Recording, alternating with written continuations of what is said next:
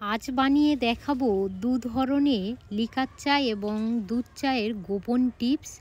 আপনারা যদি এই গোপন টিপস ফলো করেন দোকানের থেকেও স্বাদে গন্ধে অতুলনীয় লাগবে। নমস্কার বন্ধুরা, মালবিকা কিচেন উইথ ভিলেজ ফুডে আপনাদের সবাইকে স্বাগত জানাই। শীতের সকালে বেশিরভাগ ক্ষেত্রে শুরু হয় চায়ের কাপে চুমু দিয়ে। দু ধরনের স্পেশাল চা কিভাবে আপনারা বানাবেন সেই টিপস আপনাদের সঙ্গে শেয়ার করব। কালার এবং স্বাদে পুরো অতুলনীয়। চলুন এবার রান্নাঘরে চলে যাই। উনানের মধ্যে একটা কড়া বসিয়ে দিয়ে কড়াটা গরম করে নিয়েছি। প্রথমত একটা মশলা বানিয়ে নেব। এখানে আমি হাফ চামচ মৌরি নিয়ে নিলাম, 10 থেকে 12 পিস এলাচ। এবারে আমি দিয়ে দেব মিষ্টি কাঠ, গোলমরিচ আর লবঙ্গ আছে 6-7 পিস করেই আছে, আর মিষ্টি কাঠ 3 টুকরো দিয়ে দিয়েছি। সেই সঙ্গে জায়ফল 4 ভাগের 1 ভাগ দিয়ে দিলাম ও আদা কুচি একটু দিয়ে দেব। এটা শুকনো আদা কুচি। এবারে কাঠকোলাতে হালকা করে ভেজে নেব। মশলাটা একদমই যখনই ভাজবেন উনানের আঁচটা লো টু মিডিয়াম করেই ভাজবেন, আর বেশিক্ষণ ভাজার দরকার নেই।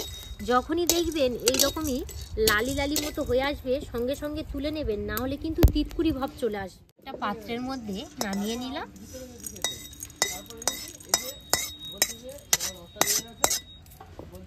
এবারে একদম গুঁড়ো করে নেওয়া হবে।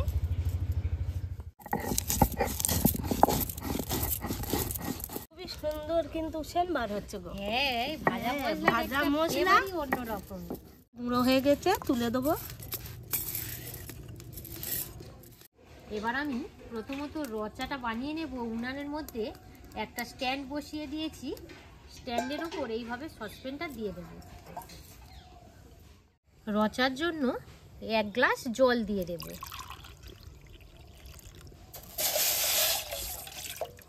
আরও একটু অল্প করে দিয়ে দেব। 1 টুকরো আদা নিয়েছি, শিলনোড়াতে থেঁতে নেব। আদা থেঁতা দিয়ে দিলাম 1 টুকরো। আদৌ ব্যালেন্স ঠিক রাখার জন্য পরিমাণ মতো লবণ দিয়ে দেব। যখনই জলটা ফুটে উঠবে সেই সময়ে চা দিয়ে দেব। হাফ চামচ চা দিয়ে দিলাম।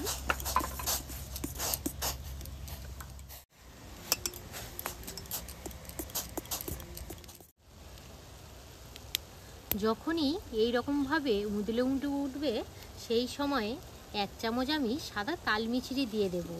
শেষে দিয়ে দেব যে মশলাটা তৈরি করে রেখেছিলাম হাফ চামচ। মশলাটা দিয়ে বেশিক্ষণ ফোটাবো না, 1 থেকে 1.5 মিনিটের মতো ফুটিয়ে নামিয়ে নেব। চাটা ছেঁকে নেব।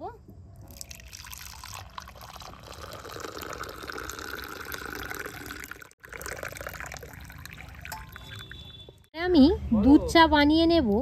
এখানে আমি 2 গ্লাস গাই দুধ নিয়ে নিয়েছি।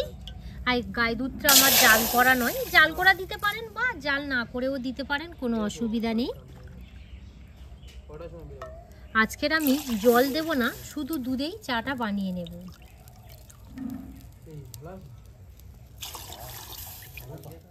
কিছুক্ষণ জাল করে এইভাবে উদলে নিতে হবে। যখনই দেখবেন এইভাবে ফুটে উঠবে সেই সময় দিয়ে দেবেন চিনি একটু। যেহেতু আঁচ একটু জোশে জ্বলছে ওই জন্য একটু তুলে নেওয়া হচ্ছে। তো এখানে আমি 4 চামচ চিনি দিয়ে দেব 3 গ্লাস দুধের জন্য। আর চিনির পরিমাণটা আপনারা কমিয়ে বাড়িয়ে নিতে পারেন, কোনো অসুবিধা নেই। এবারে দিয়ে দেব চা দিয়ে দেব 2 চামচ।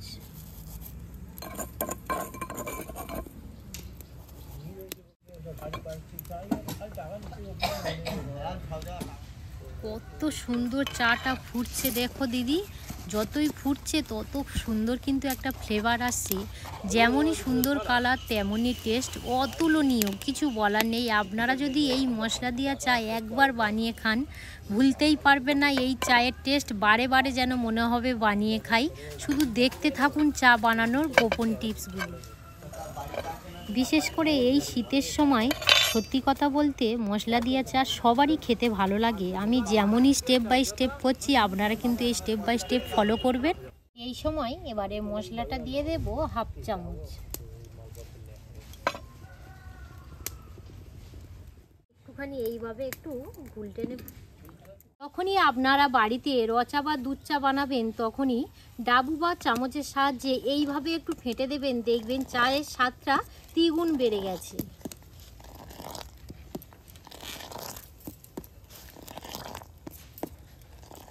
এর মধ্যে সার্ভ করে নেব।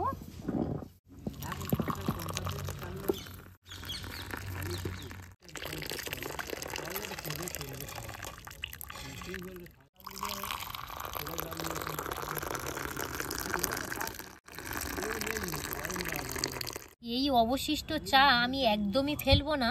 এই চাটা ঠান্ডা করে প্রত্যেকটা আমি গাছের গোড়াতে দিয়ে দেব। ফল গাছ হোক, সবজি গাছ হোক, ফুল গাছ হোক, প্রত্যেকটা গাছের মধ্যে দিলে কিন্তু সারে পরিণত হবে।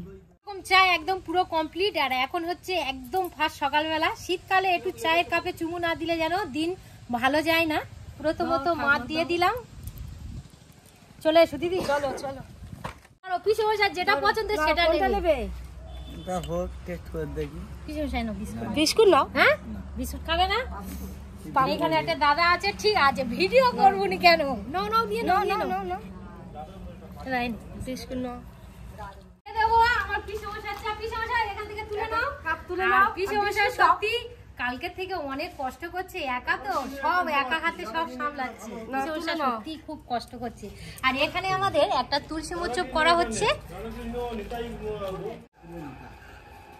সবাই মোটামুটি চা দিয়ে দিয়েছি। আর পিসমশাই বলো কেমন লাগলো? চা অনেক জায়গায় চা খেয়েছি, আর এই যে রান্নাঘরের চা তৈরি করা দুটোর ফারাক আছে। যদি বলেন কীরকম, রান্নাঘরের চা হচ্ছে খুব যত্ন সহকারে তৈরি করেছেন, আর তার নিম্নে চায়ের টেস্টও আছে, কিন্তু দোকানের চায়ে এত টেস্ট হয় না। আশা করি আপনারা চেষ্টা করবেন, ফলো করবেন, বাড়িতে এইভাবে চা বানিয়ে খাওয়ার জন্য। দাদা কেমন হয়েছে? ভালো হয়েছে। মা ভালো হয়েছে। তো বন্ধুরা, আমি দু ধরনের চা আপনাদের সঙ্গে শেয়ার করলাম। যেহেতু দুধ চাটা সবার আবার কিন্তু সহ্য হয় না, গ্যাস অম্বলের ব্যাপার থাকে। তো যেসব বন্ধুদের গ্যাসের ভয় আছে তাহলে ওই র চাটা যেমন আমি মশলা দিয়ে বানিয়েছি ওইভাবে বানিয়ে খাবেন, খুবই সুন্দর লাগবে। এই পর্বটা আমি এখানেই শেষ করলাম। আপনারা সবাই সুস্থ থাকবেন, ভালো থাকবেন। আর এতক্ষণ আমাদের সঙ্গে সময় কাটানোর জন্য আপনাদেরকে অসংখ্য অসংখ্য ধন্যবাদ জানাই।